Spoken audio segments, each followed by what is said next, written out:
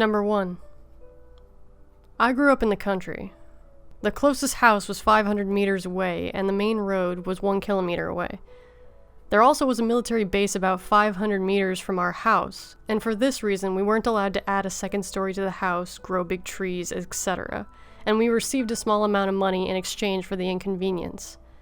All around our house there was crops, usually growing wheat or corn, and as a kid, I loved going into the fields, running in the grass, climbing on top of the hay bales, and jumping from one to the next before the farmer took them away.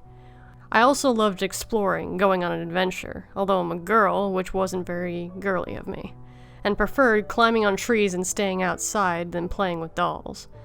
I've also been always very shy, and still am to this day. But when I was in junior high, around the late 90s, I actually had a couple of friends. One time, one of my friends was at my house, and we went exploring in one of the cornfields. It was late spring because the plants were towering over us, almost ready to be harvested. We walked around for a bit until we found some of the plants pressed down into the ground, and decided to look further. We found that they formed some kind of circle, with perhaps other elements in it. It was hard to tell without seeing them from above. At that time, I had never heard of alien signs in cornfields and such, and I don't even know if it was already a thing. I was curious, but since there wasn't much to do other than look, we left and continued our play date in the house. I went back a day later with a cheap disposable camera, that was all I had at the time, and took a couple of pictures of the signs. When the film was developed, I showed the pictures to my mom, but she didn't pay too much attention, saying that it was probably just a tractor that crushed the plants or something, and brushed it off. It didn't occur to me back then to search online, as at the time I was only online to chat with friends, and that wasn't 24/7. But I'm an extremely curious person, so I went back again into the field sometime later, perhaps a few weeks later, but I couldn't find the circles anymore. Maybe I didn't remember the exact spot, or maybe the plants had just gone back to normal, but that was the end of it. Years passed, and when I first heard about these circles in the fields that were supposedly made by aliens, I was shocked. I urged my mom to come take a look and asked her, "Do you remember when we had them here?" "Here? No, honey, I don't remember." "I told you about it, and even took pictures." "You said it was nothing, don't you remember?" "Actually, no. Are you sure you didn't make it up?" It was a fair question since I'd always had a vivid imagination, but I was sure that I didn't make it up. I remember it all very clearly, and I took pictures. As I remembered this, I went looking for them, searched every drawer and albums, went through all the pictures I could find, but the ones of the crop signs weren't anywhere. For my mom, this was ulterior proof that it was just something I had made up, but I was sure it wasn't. I remember seeing it, taking pictures, dropping off the film and retrieving the pictures a couple days later, showing them to her. By that time, I was in high school, and since my old friend went to a different school, we had drifted apart. A couple of years ago, when I joined Facebook, I received a friend request from her, and that event came back to mind, so I asked her if she remembered seeing the circles. She doesn't. To this day, I don't know what to think of it. Was it all in my mind? Was it a dream? I remember it too vividly for not being something I actually witnessed. The most logical explanation would be that a couple of plants were crushed and my hyper-imagination saw an alien pattern where there was none. But how could I, since I didn't know about it? I'm rather skeptical towards the ideas of aliens spying on us, and even more so that they're responsible for these signs, and I've heard several alternative explanations. So there may be a perfectly logical explanation for what I saw. The pictures got misplaced and lost, and both my mom and friend forgot about it because it wasn't anything worth noting, and the fact that we were close to a military base was merely a coincidence. But what if it wasn't? I moved to another country 10 years ago, but from time to time I think back at it. The weirdness of it all. What really happened? I'll probably never have an answer. Number 2, also known as 108.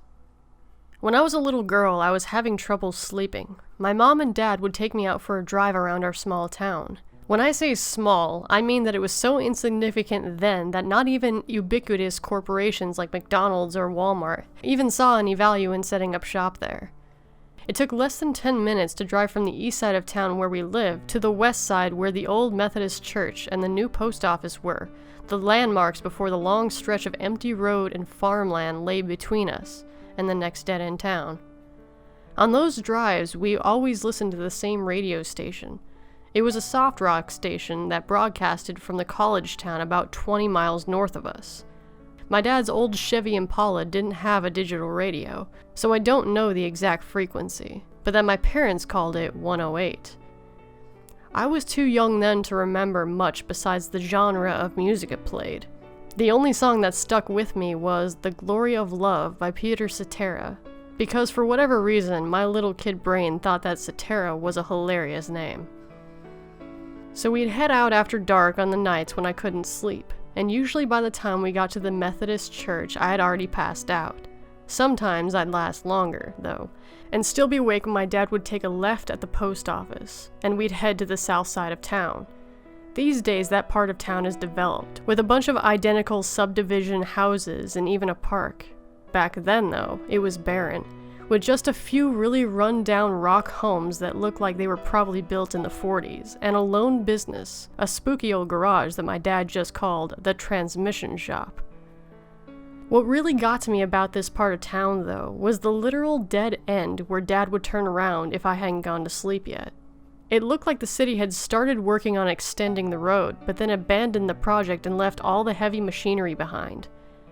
There were no streetlights there, so the only illumination came from the Impala's headlights, and I was always worried that we would turn around and I would catch sight of some person sneaking around between the backhoe and the road grader that were parked there. On the night, I finally did see something. I had actually drifted off early in the drive, coaxed to sleep by 108's light rock lullabies. I didn't stay asleep for long, though. I don't know if I just happened to wake up or if Dad hit the brakes too hard when he came to a stop, but all of a sudden I was jolted awake. By sheer idiot luck, I didn't say anything or make a move. The radio was still on, but 108 had been overtaken by a loud, distorted pinging noise. A song still barely audible in the distance. The car had stopped at the dead end with the construction equipment, but my parents were just sitting there, staring straight ahead, not talking or paying attention to the fact that I was awake.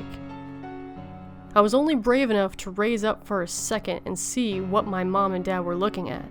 The Impala's headlights were switched to the high beams and pointed right at a spot between the backhoe and the road grader. Just as I always feared. There was something there. Whatever it was, it didn't move. It just stood there, facing the car.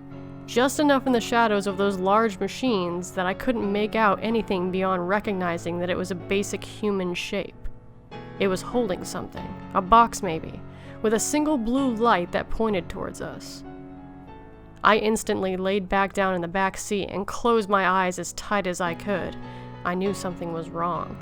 But again, either by luck or being paralyzed by fear, I didn't draw attention to myself. I just laid there, shivering in terror, waiting on Dad to take off again and get us as far from the dead end as possible. I have no idea how long I laid there waiting. All I remember is the overwhelming relief when I finally felt the car begin to move. The most terrifying thing, though, was that neither of my parents seemed to realize that anything out of the ordinary had happened. Eventually, 108 crawled back from under that awful metallic ping. The car took off at a normal speed, and Mom and Dad resumed their idle chit-chat in the front seat. Neither of them mentioned the terrible thing hiding in the shadows of the machinery. After that, even on nights when I was having trouble sleeping, I would fake it to make sure that I wasn't taken out for another drive to the dead end. I never addressed what happened with Mom and Dad. I wasn't sure if they even knew themselves.